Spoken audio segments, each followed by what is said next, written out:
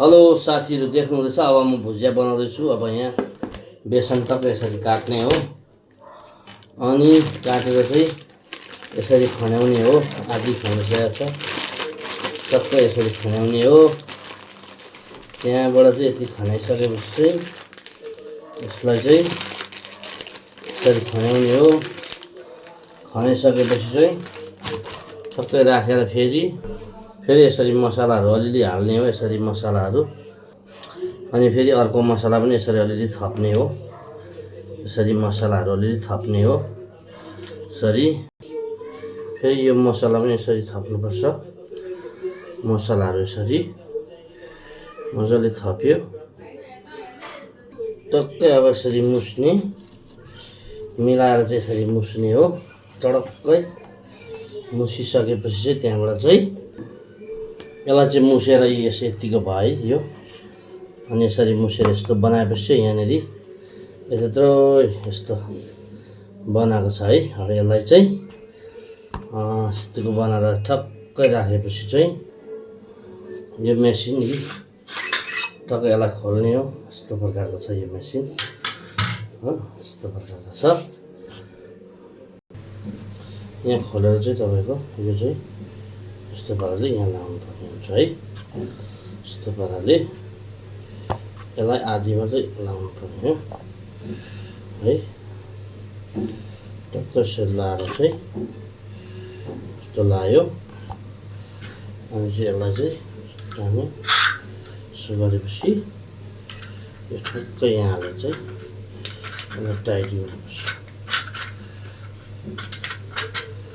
टक्कै यहाँ हालेर टाइट गरेपछि त्यहाँबाट चाहिँ यहाँबाट अब यसरी यहाँ तेलमा यस्तो बनाउनुपर्छ है। ल यहाँ अलरेडी तेल खारिँदैछ। यसमा अब यसरी म लाउनेछु सानो ग्यासबाट है। यसरी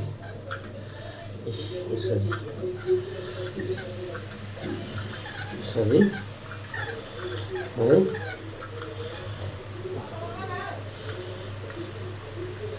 हो यसरी टक्कै अब एकछिन यहाँ राख्ने अनि चाहिँ यसलाई चाहिँ टक्कै यस्तो भुजिया घेराउने यस्तो टक्कै एकछिन राखेपछि यस्तो हुन्छ। त्यहाँबाट यसलाई चाहिँ यसरी पल्टाउने। फेरि एकताल पल्टाइसकेपछि चाहिँ टक्कै फेरि यसलाई रातो पारेर चाहिँ त्यहाँबाट रातो पारेर चाहिँ यस्तो प्रकारले यहाँ भुजिया पार्दैछ यसरी। अनि यसरी बनाएर है यसलाई चाहिँ ढुट्याएर चाहिँ घरमै बनाएर पनि खानु सकिन्छ है। यसलाई चाहिँ यसरी ढुट्याएर चाहिँ घरमै बनाएर खानु सकिन्छ है। हुन्छ, अहिलेलाई यति नै। कस्तो लाग्यो लाइक कमेन्ट सेयर गर्नुहोस् है। हुन्छ, धन्यवाद।